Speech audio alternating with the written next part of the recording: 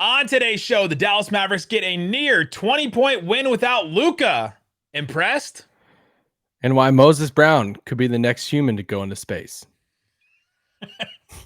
We'll break that all down and how the Mavs fared without Luka and how they are going to fare without Luka tonight. On today's Locked On Mavs. I'm Luka Doncic and this is Locked On Mavericks podcast. The Dallas Mavericks are NBA champions. Bang! Bang! It's good! And the Mavericks have won the game! If you don't believe, you shouldn't be here.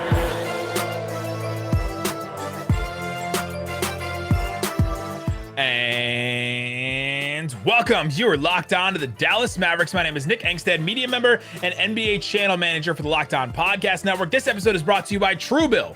Truebill is the new app that helps you save money by helping you identify and stop paying for the subscriptions you don't want or need. You can even navigate better deals on those that you want to keep. Thanks for making Locked On Mavs your first listen every single day. We are free and available on all platforms, including YouTube, where you can go subscribe. 200 subs away from over 9,000. Oh, let's go. And joining me, as always, my co-host, the weekend warrior, the one more thinking. What you got for me, Isaac Harris? What about the Mavs? What a big win. How excited were you? On a scale 1 to 10, I saw you're locked on now after the game. Nick was texting me at the end of the game. So this could be the Mavs' best win of the season. He had a huge list of takeaways from this game of things that he's learned. And I think I might just step out and say, hey, Nick, you can just take it away. I think after my solo episode this weekend, people are like, "Ooh, Nick solo gets a little fiery." I was mad after that weekend game, but what a difference of two solo pod. Well, actually, my solo wasn't solo. I had Mike Shed on Friday, and I was like the chillest. I was like, yeah, just like talking back and forth, and then you come in just firing off the top rope after that Pacers game. So, we need each other. It's very true. Dallas Mavericks win at 103-84. Luka Doncic does not play in this game. He is not expected to play tonight. If you're listening and watching this on Monday against the Hornets, so he is not expected to play in that game. This is the second night of a back-to-back for the Mavs. But the Mavericks do get this win against the Thunder in Oklahoma City. And the big story in this one I thought was Moses Brown. Moses Brown off the bench, 15 points, 6 boards, a couple of offensive boards, hit 5 of his 8 free throws. Had a couple of blocks, altered a couple other shots as well, was a +9 off the bench. The Mavericks bench in general showed out in this game, and I thought it was Moses's energy. He was definitely gunning for this Thunder team, but took advantage of the Thunder weaker bench. His motor, man, I know it's cliche sometimes that trying hard is a skill, but it really is, because I don't know if it, and we used to say this about Josh Green, and now it's like Moses and Josh Green. I don't know if it's a testament to the rest of the roster or more of a testament to Moses and Josh, that when both of those guys are on the floor, you can they stick out so much because they're trying so hard that even in the fourth, they were almost up by 20. And I think I got so hyped for a dumb play because Moses went up for a rebound and kind of got tangled up. And then he went after this loose ball near half court, knocked Josh Giddey down like he was just it's a rag doll. And he just dove for it on the floor. I'm like, you don't even have to do it. He knocked him down like he was a shrimp on the bobby. But it's that type of stuff. He tries so hard. And I was excited that he got minutes in a game like this compared to, what a difference when you see him in a game like this compared to the Cavs game that he starts and he gets his big shot there, starting a game, an opportunity, and we're seeing him against Jared Allen and Mobley and stuff. And we're like, all right, well, this kind of sucks for him that this is his first game in a while he's playing against them. But Moses Brown set the tone tonight, energy wise. And really the whole bench, the 54-29 difference for the bench now, that's the biggest takeaway. Yeah, that scoring, 54 points for the Mavs bench, 29 points for the Thunder bench was a huge difference for the Mavericks. They really took advantage of that. And Moses Brown got to check in really early in this game, about 10 minutes and 27 seconds left in the first quarter. So only a minute and a half into the game. Dwight Powell gets hit in the face. Stop me if you've heard that one. Stop me if you've heard that one before. That happens in warm-ups. So he gets hit in the face every single game. But Dwight loses a contact lens in that effort when he got hit in the face. He actually scored when he got hit in the face. He got hit in the face by the ball and scored right before that. But he loses the contact lens. He goes out. Moses Brown subs in. This is the first time we've ever seen Moses Brown and Porzingis play together all season. Or all ever, because Moses just joined the team. But Moses comes in immediately and gets a block and blocks Giddey. It was just like all of a sudden his energy just got injected into the game almost immediately. He had a block too on Giddey in I want to say it was the second half. Giddey had it in the paint, and Josh Giddey's super fun. I feel like on draft night it was good. kind of like a reach a little bit, and people didn't know where Giddey was going to go. But when you see a guy with that size and that big of a the big of a guard that can play make like he can, he just makes like, I don't know. I like the way he plays, but he had this move on Moses where it's kind of like a Euro step. It's kind of a weird move, but I thought he created enough space in Moses's arms. He just blocked it out of bounds and just stared out of bounds. But that's the type of stuff that Moses can get to some of these. He's kind of like he's like a more mobile Boban in the sense of like you kind of lose. Like we all know how big Boban is. I don't think people fully understand just how big Moses Brown is. I mean, Moses Brown like 7'2", I think. So he's right up there with him. Mavericks, low key have like three of the top.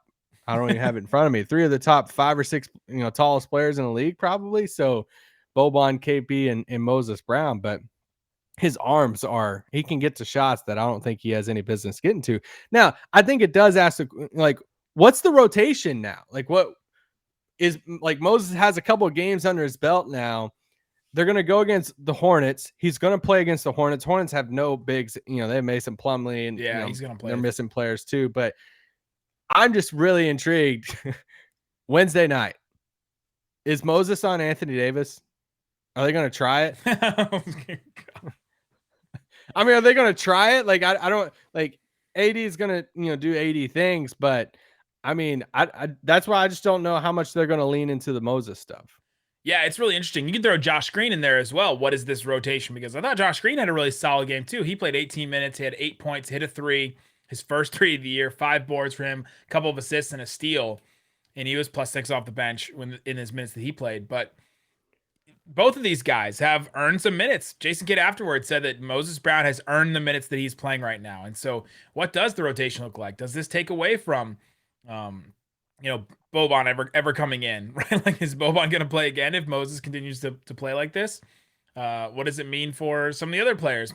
Porzingis only played 30 minutes in this game. He didn't come in at the end of the fourth quarter. Now the Mavericks had a lead. I think Jason Kidd was confident the Mavericks would hold on to that lead, but Porzingis didn't check back in because of the way that Moses was playing. Yeah. And they just kept riding it out. But yeah, it's gonna be interesting to see. Is Josh Green playing over? He's playing the Sterling Brown's minutes right now, but he's also playing Frank Ntilikina's minutes too. Yes, it's interesting to see what the little experiments that Jason Kidd is pulling off the bench right now. Plus, with Luka out, there's a lot of minutes to eat up. That's the thing. It's like we've been talking about how Jason Kidd isn't scared to switch things up or try new things, and I think we were talking before this pod. It's like, what is the bench rotation moving forward? Like, do we know this? Or it feels like at times, even when there's no injuries, it feels like, hey, we're just going to throw some stuff at the wall, see what sticks. And sometimes there's a couple of things that do stick. And it's like, all right, cool. Well, this game, Josh Green played. What happens when Sterling Brown comes back? Frank Ntilikina, a few weeks ago, we were all tweeting about him, all super happy, playing great defense, hitting some shots. Now he's basically getting DNP-CD. I mean, he played 2 minutes, but it was basically at the very end of the game. And it was like, whatever. Josh Green is kind of like passing him up now. So that's where Willie's been out for personal reasons. Whenever Willie can come back, what does Willie's minutes look like with Moses and Dwight and all this stuff? So I'm really intrigued with what the coaching staff, what the front office thinks of the bench, not just for rotation minutes, but also for trade purposes too. Like, we all know that Dallas out there talking to different teams, figuring out, what's next for them, as far as trade wise. How do they value some of these players? Do they value a guy like Moses Brown as, hey, like, not going to be a sticking point for a huge trade, like not give him up or whatever it is. That's bad grammar. But also, like, how do they view him as like a legit backup big or something like that? So I'm just really intrigued at how they view all of the bench pieces going into trade season, which is, I mean, you're listening to this on the 13th in 2 days. You know, that's when majority of the league can be traded again. So that's like the official ring the bell. Trade season's open. Yeah, if you missed on Friday, I talked to Tony East from Locked On Pacers about the Pacers' whole situation. They're looking to rebuild. You can go listen to that bonus like clip segment, basically, of me and him talking about the Pacers. Miles Turner is a player the Mavericks should be targeting and looking at and trying to trade for and seeing what they can get, seeing what they can do. But coming up, let's talk about this game. Let's break it down because the Mavericks did win this game. They went in there and got the win, even if I wasn't impressed. But and I think Moses Brown wasn't the reason they won this game. I think there was another reason the Mavericks won this game. We'll get into that coming up. But before we do, let me tell you about DirecTV Stream. It's one of the few ways that you can watch the Dallas Mavericks right now and not pay for crazy other cable services. DirecTV Stream lets you put together your live TV and on-demand favorites together like never before, so you can watch your favorite sports, movies, shows, and the Dallas Mavericks all in one place, especially if you're in the Dallas Fort Worth area. So get rid of the clutter and the confusion. Get your TV together with DirecTV Stream. You can learn more at directtv.com. That's directtv.com. I watched it tonight. That's the way that I watched the Dallas Mavericks game. You can record on there. I love that feature. I can go back. If I can pause, I can rewind. I could look at plays again. Compatible device required. Content varies by package. All right, Isaac Harris, let's get into some more about this Mavericks win. The Mavericks get the win, near 20-point win against the Thunder. The Thunder just did not have offense, basically. It's what it came down to. The Mavericks did play some decent defense at times. We mentioned Moses Brown altering shots. Porzingis, I thought, altered a lot of shots in this game and played some pretty good defense around the rim. But the Thunder, man, they could not put together a possession, it seemed like. But the Mavericks, I felt like at times couldn't either. The Mavericks, how many times in this did they throw up a late bad shot in the end of the shot clock? It seemed like they were doing the same thing they did against the Pacers again, where Maxey has the ball at the end of a possession and he's having to chuck it up, or Tim Hardaway is having to just chuck up a shot at the end of a possession, or Brunson is having to chuck a bomb at somebody because it's late in the shot clock. And so the Mavericks offense wasn't incredible either, and it's not like they went in there and blew out the Thunder. I think the Thunder sort of lost this one, but I thought there was one point in this game where the Mavericks actually did come in and win, and it was a really interesting moment where, okay, the Mavericks are only up by 6, 7 minutes and 20 seconds left in the third quarter. The Mavericks are up by 6. The Thunder are kind of creeping back into this game, and you can tell that the Thunder are kind of getting a little bit of momentum, like just starting to. Their offense is starting to figure out just a little bit. The Mavericks take a timeout. They come out of it, and Brunson scores 8 straight points. And I thought that was a moment that was really interesting for the Mavs, for Brunson to come in and sort of take over the game. Well, they went into halftime. They were up by 10, and Brunson and KP had a combined 11 points. And I was like, and KP had 7. So yeah, Brunson had 4, because I think, naturally, whenever Luka is out of a game, we look at 3 guys. We look at Brunson, Porzingis, and Tim Hardaway. It's like, all right, well, how are they going to win a game? They got to get these points somewhere. Brunson, really wasn't finding his shot early, 4 points at halftime, like you said, but I mean, he finished with 18 in this game. I know that you weren't impressed by this game, but there was like a weird aspect that I was actually a little bit impressed. And we can disagree on things. It's fine. Well, it reminded me, we both watch American football, NFL, and there's sometimes there's something about when teams win in like a weird way that I actually appreciate. Like, I don't like the Patriots, but the fact that they won last week by only throwing the ball 3 times in a game, I was kind of halfway intrigued by. I'm like, okay, you won this game. I'm a huge Ravens fan. This is a dark moment for us right now as we wait Lamar Jackson news, and we have all the injuries in the world. But it's like, I went through these years of Ray Lewis defenses and all this stuff, and like defensive teams and like really low scoring. And a lot of people out there are like, man, these games suck because it's just low scoring defense. But I'm like, I appreciate when you win games different ways. And in a way, I kind of appreciated this game because KP didn't have the best of games. He only had 13 points, and the Mavericks still like won this game. Like it didn't take a Tim Hardaway Jr. 9 3-pointers in the game, like getting hot, crazy, shooting performance by him for them to be like, to win this game. Like, they won this game because of Moses Brown, Jalen Brunson, 18 points, Maxey off the bench scoring 16 points and only, one 3-pointer in this game. Like, they won. It was such a funky, weird game that almost appreciate and gain a little bit more respect for me that they won in like a weird new way. It's like a new way of winning, compared to like Luka, or if Luka's not playing, Tim hitting 15,000 threes. I think you can appreciate things even if you're not impressed by them. I was impressed by it. I was impressed that they won this game, even though it's a Thunder. I get it. I can appreciate Tobey Maguire as Spider-Man. I'm not impressed. I'm not impressed by Tobey Maguire as Spider-Man. I did not think that he was the best Spider-Man. I think you could have been a better Peter Parker. I definitely have more facial expressions than Tobey Maguire as Spider-Man. And my stunt double could have done all the stunts that Tobey Maguire did. So, yeah, true.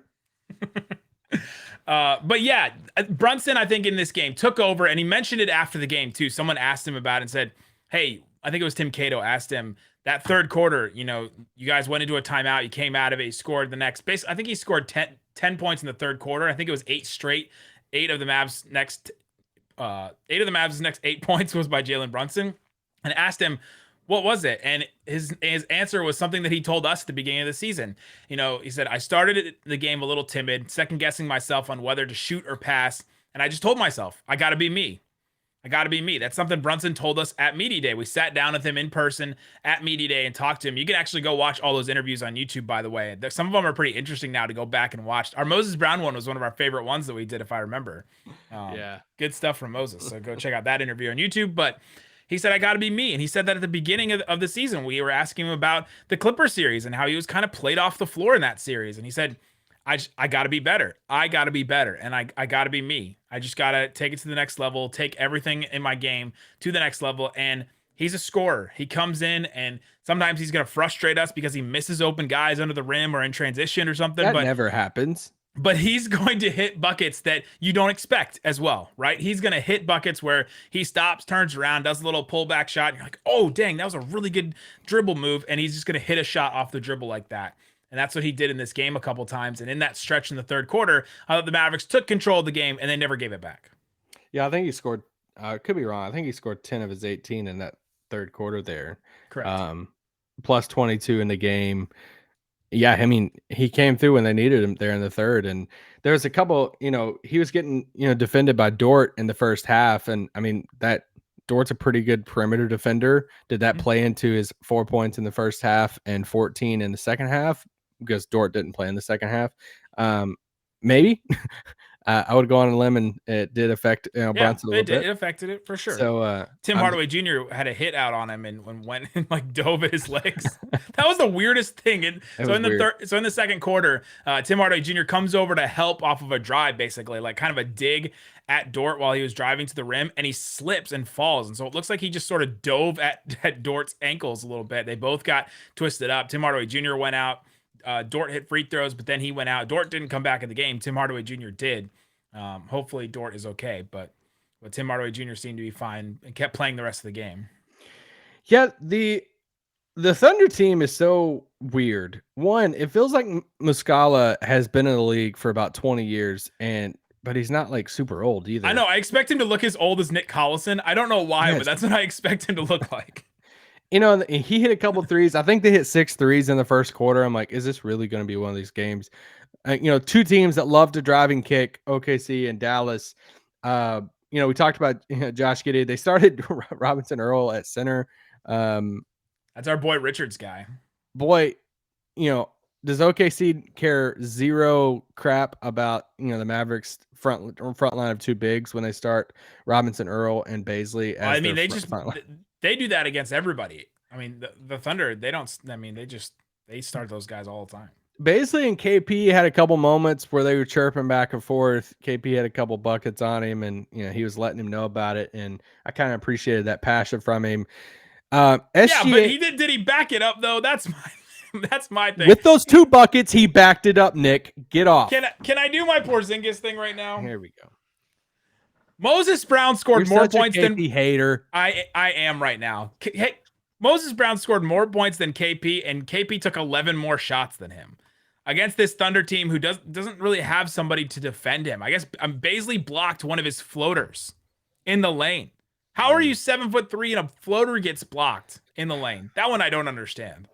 That one just did not make any sense to me. How does that happen to you? But these are games KP has to take over. If he wants the role that he wants, if he wants to, to be that second star, if all these times in the offseason we talk about what's his role and he wants, bigger role, wants more touches, wants to be back to that all-star form he was. These are the games you got to take advantage, and he did not. Yeah, I think if you you play all other 29 teams in the league and without Luka, and KP scores 13 points, how many teams are they beating? Yeah, not many. And Mavs also shot 9 of 33 from 3. So yeah, I mean probably like less than 3, less than 5, probably. It's just he's got to play better. He's got to play better against the Hornets, and especially if Luka doesn't play on Wednesday against the Lakers, we need a solid KP, great KP performance, national television. Now that we're on it, I expect Luka to play in that game. It's an ESPN game. It's national TV. I think they're giving him both of these games off. That's my gut instinct is that he's going to play in this game. And coming up, we have a 5-star Apple Podcast mailbag question. Somebody put a 5-star review in Apple Podcasts. If you do that and put a question, we will answer it on the pod. We're going to answer this one from Kofi. We're going to answer this question coming up about Luka and the little injury break that he's getting right now, and what the Mavericks' intentions are with it. And it's an interesting question. So we'll get into that coming up. But before we do, let me tell you about Built Bar. It's a protein bar that tastes like a candy bar. They're absolutely delicious. Isaac, are you an eggnog fan? No. Me either. I'm not really super into eggnog. I'll have it like once, right? Like I have it once a season and it's good. You ever tried eggnog and vodka? I have not done that yet. Maybe that'll change my mind about eggnog forever. But it seems like that's the case with vodka and everything. Built Bar doesn't have vodka in it, but Built Bar does have an eggnog flavor. If you're really into eggnog, if you like it a lot, go check out their eggnog bar. 140 calories, 17 grams of protein, 5 grams of sugar. You know what eggnog does not have? 5 grams of sugar. But you know what Built Bar does? That's what it has. You can go check it out, built.com. Use the promo code LOCKED15. You get 15% off your entire order. Get a box of the eggnog ones. Go check out the coconut brownie chunk bar. That one's the best one, the best bar I've ever had. Like, honestly, that bar is up there with some candy bars. Like, it's just straight up candy bars for me. Solid. Built.com, promo code LOCKED15. Also, betonline.ag, the fastest and easiest way to put down some money on sports. You probably could have won some money for this Mavs OKC game. Let's go check out the NBA slate coming up. The Rockets, 11.5 point underdog to the Hawks on Monday. That's an interesting one. 11.5 seems like a little too much for me. The way that Rockets have been surging. The Hawks have not been super impressive. That's an interesting one to me. All kinds of odds on betonline.ag. The Monday night game, the Rams Cardinals. Ooh, Cardinals 2-point favorite at home. I feel like the Cardinals should get more respect than that. I don't know. Kyler's been hurt, and he came back last week, though.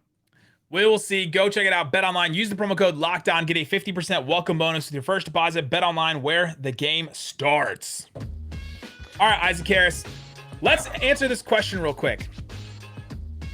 You got one more thing? You got one more thing? I had something about one OKC player that I just say one more thing for me. All right, one more thing. Yeah.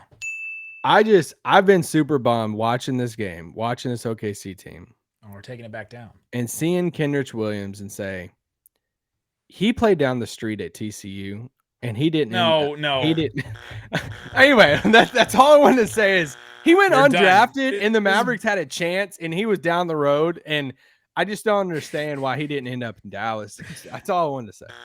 No, this bit is done. Was that our 5-star question or? I didn't know. Did I guess it?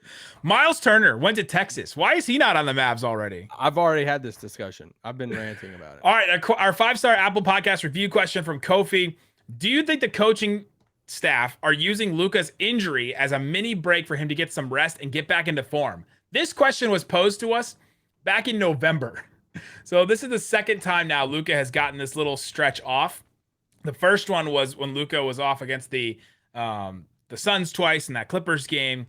And so he asked if they're using this as this little mini break for him to get some rest. This one seems more like that than the November one was. But what are your thoughts on this little break for Luka? I don't think it's on purpose. I think it can achieve both. Because, I mean, breaking news here.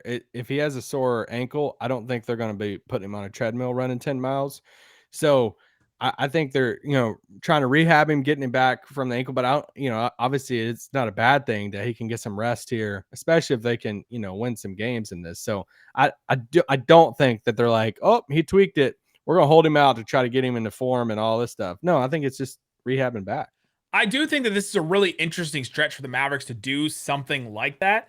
But Luka mentioned at the end of that Pacers game, I probably shouldn't have played in the fourth quarter. Luka doesn't talk like that, right? He never says, I probably shouldn't have played. Like, I was hurt and blah blah blah. But yeah, he was hurt enough in the fourth quarter of that Pacers game on Friday to say, I probably shouldn't have played in that fourth quarter. And it was one of the reasons why the Mavericks offense looks so bad.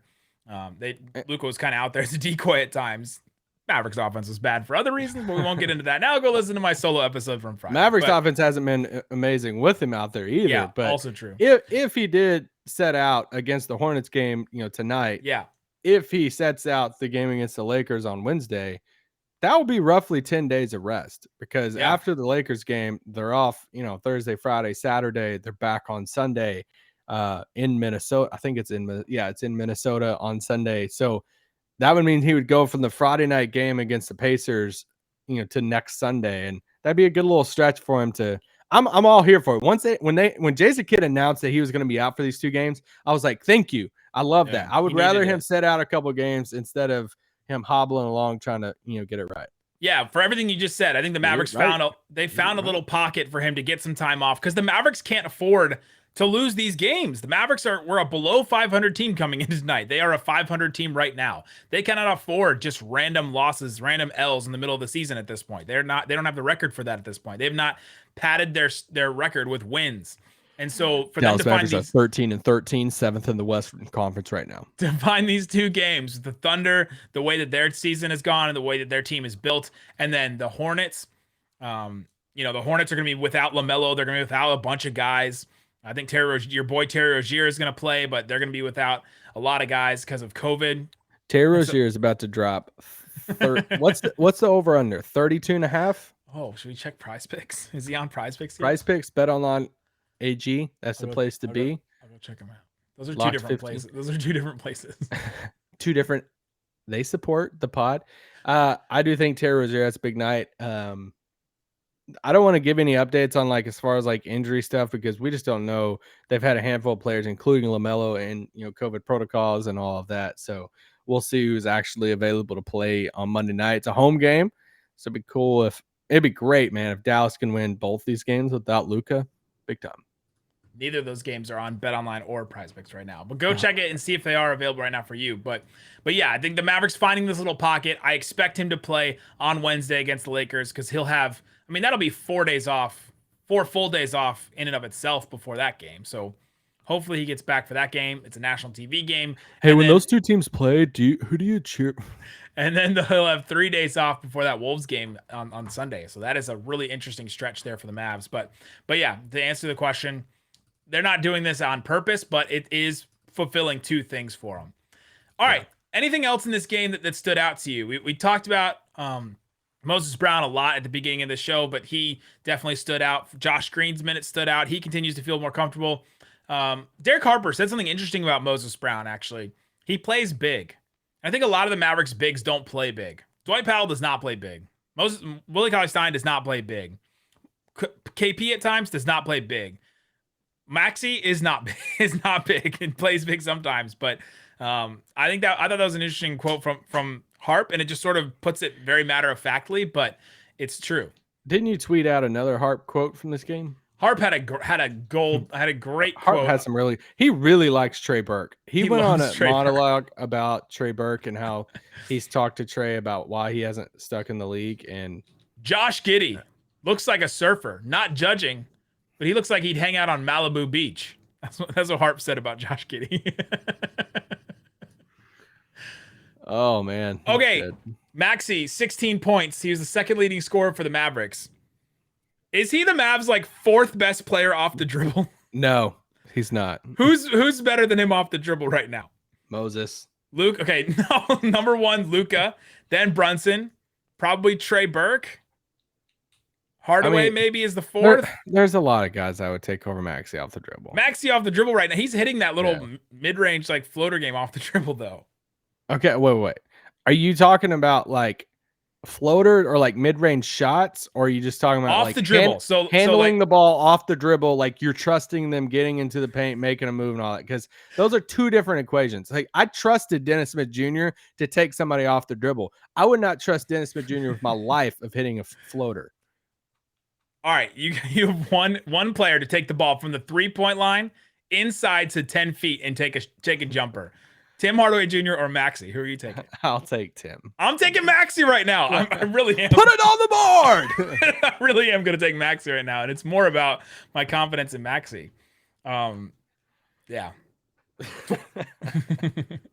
Dwight Powell didn't see a lot of time after the first half, basically. I mean, I don't think he could see anything, right?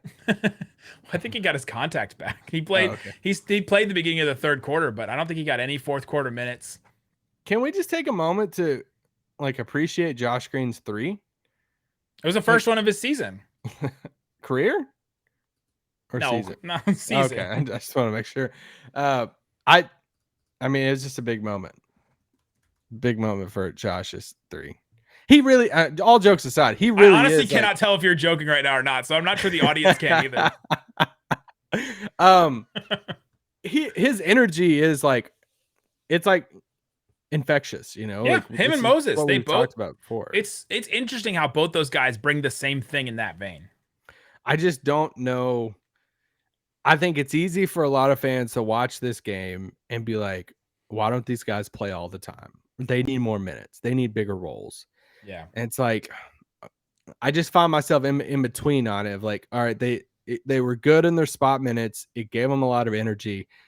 I'm not here to sit there. You know, like, remember that stretch? There was a stretch last year to where there were a portion of fans are like, Josh should start over Dorian. And it's like, okay, I'm not here. And I'm not here for that. And don't even stop. Feels like a straw man argument. I don't know if I saw many reputable people saying. Oh, I thought you were about to. I thought you were about to go down this route. Like you should he? No. Want this now? I'm like, you're not gonna zag right now. We should give a shout out to Dorian. I thought Dorian had a really interesting game. He did not shoot well inside the arc. He missed the layup in transition. He did not shoot the ball well, except for he made 2 threes. But he had 8 points, 6 boards, 2 of them on the offensive end. Is he a good offensive rebounder? Yes, he is. 5 assists, 3 steals, and 2 blocks. Like, he just does stuff off the ball too. He's not one of these guys that if he doesn't score, he doesn't do anything else. And he talks so much on defense. Moses was talking a lot on defense tonight too. That's one of the weird like little things that I look for on defense is who's talking, who's jabbing out there, and Dorian's obviously talking all the time.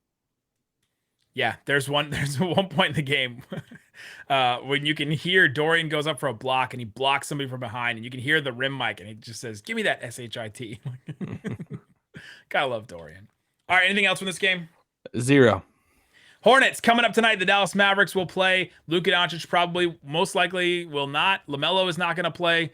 But Terry Rozier and Porzingis Scary Terry, baby. Be squaring up. Guys, thanks so much for listening to Locked On Mavs, making us your first listen every single day. Now go listen to Locked On Bets, hosted by your boy Q with expert analysis from Lee Sterling. Free and available on all platforms. Guys, thanks so much for listening to Locked On Mavs. Peace out.